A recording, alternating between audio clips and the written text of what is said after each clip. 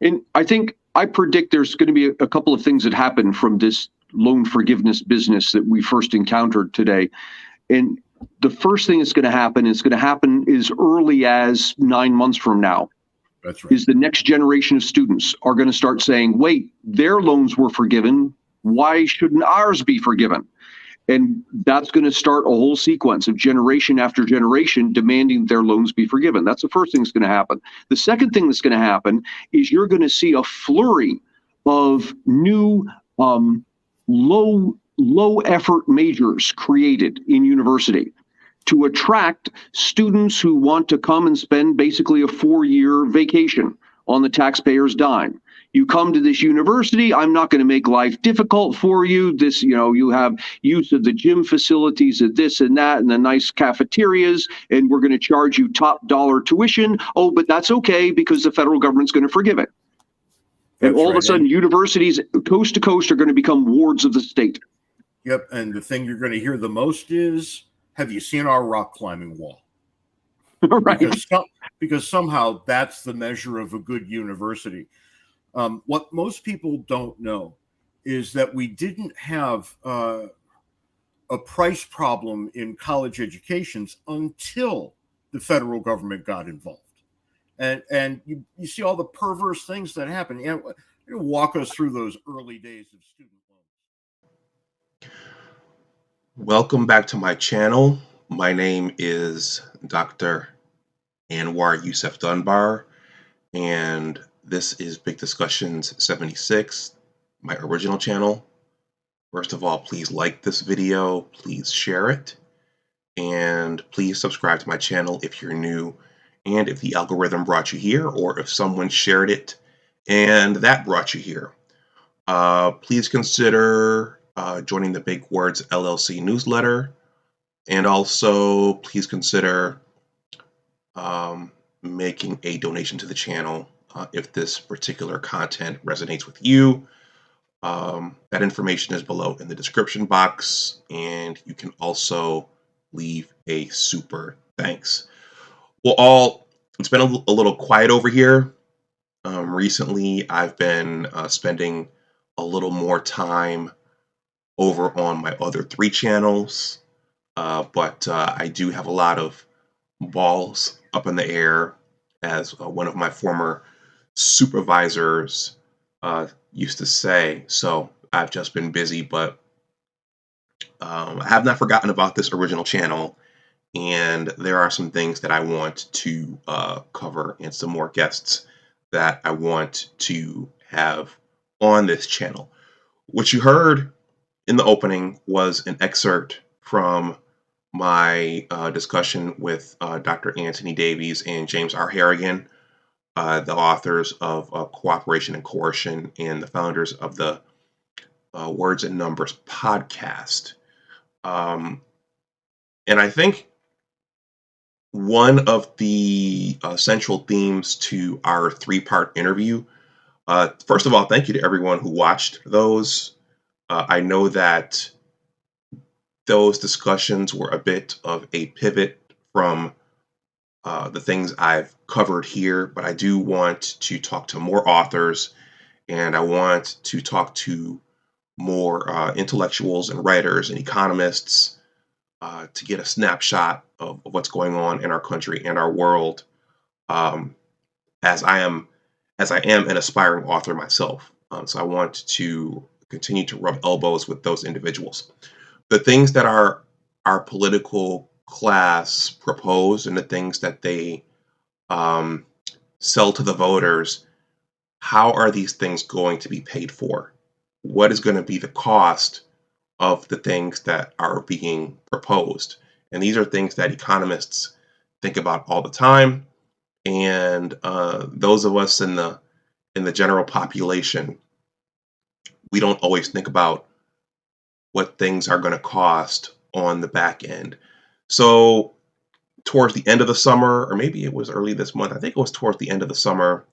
Yeah, because I shouldn't say yeah. Yes, because I interviewed Dr. Davies and Mr. Harrigan at the end of August, and President Biden had already made his proclamation about wanting to relieve at least some of the student loan burden from individuals paying those loans back. So, yeah, so a question is for anything, who's going to pay for it and what's it going to cost everybody? This is not a political, I'm not intending this to sway you to the right or to the left, or I'm not intending this to be a you should vote for this person or you should vote for that person. This is just for general knowledge and just for general understanding. When you're hearing people talk about these things, when you're hearing individuals say we should do this or we should do that, or when you see people asking candidates for things, this is just something to think about. So I found this article. Actually, this article was sent to my smartphone, and I thought it was interesting. This is dated September 27th. Um, it's entitled "Legal Organization Sues to Stop Joe Biden's Student Debt Forgiveness." This is on, well, it's from UPI News. I'm not familiar with UPI News, but there is some pushback to President Biden's plan to relieve however much of the debt burden he's proposing to relieve. So this is a short article, and I'm going to read it. And I thought it was interesting because it gets back to what's this ultimately going to cost everyone, and what's going to be the net effect of forgiving this debt. This is a very polarizing issue, but I think this is good food for thought. A non-profit legal group that aims to fight the government overreach sued the U.S. Department of Education on Tuesday, seeking to block the Biden administration's move to forgive up to $20,000 in student debt per borrower. In the lawsuit filed in the U.S. District Court in southern Indiana, the Pacific Legal Foundation claims President Joe Biden does not have unilateral authority to cancel debt, and his decision to cancel some of the debt was illegal because Congress did not approve it. Nothing about loan cancellation is lawful or appropriate, the Sacramento-based foundation said in the complaint. Interesting. This group is out of California, it seems. In an end run around Congress, the administration threatens to enact a profound and transformational policy that will have untold economic impacts. The administration's lawless action should be stopped immediately. In a statement to The Hill, a representative of the Education Department called the lawsuit baseless and said opponents of the debt relief plan are trying anything they can to stop this program that will provide needed relief to working families.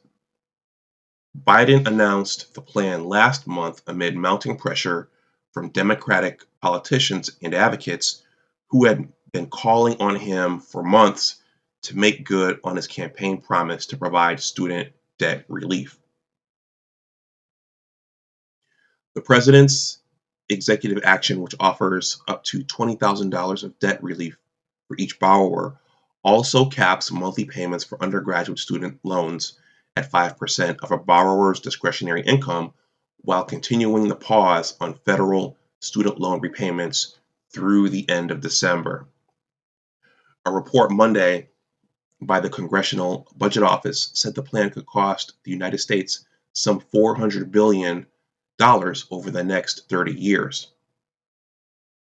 The CBO said the cost for the pause to student loan repayments amid the COVID-19 pandemic will have a price tag of about $20 billion on top of the cost for the debt forgiveness program.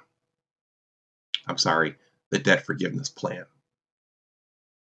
And that's the end of the article. So I'm going to leave this article below in the description box. As I was just reading those dollar amounts, 400 billion, $400 billion and $20 billion. Well, according to my discussion with Dr. Davies and Mr. Harrigan, the federal deficit is in the trillions. So $400 billion and $20 billion, what is that next to trillions of dollars of debt and unfunded liabilities? I don't know. I can't wrap my mind around any of these numbers. And all of this sounds like complete insanity to me. So I don't know. So I just wanted to read this article because what's talked about, well, it's important to think about what's not talked about and what's not being discussed. And as all of this was going on last month, there was very little discussion, at least that I heard, about what this would cost the country and what it would cost everyone else. And that goes back to the whole principle of you have to be mindful of what's not being talked about. So I just wanted to capture this. This is news. This is affecting a lot of people, people in my subscribership and people outside of my subscribership, and people are voting based upon these types of things. So let me know what you think in the comment section below. Please like, share, and subscribe if you want to donate something to the channel. That information is below in the description box, and you can also leave a super thanks. And also, please consider joining the Big Words LLC newsletter. In addition to being a YouTube content creator, I am also a writer. So everyone, stay safe out there. And as always, remember that your attitude determines your altitude. Take care, and I'll talk to you the next time. Bye-bye.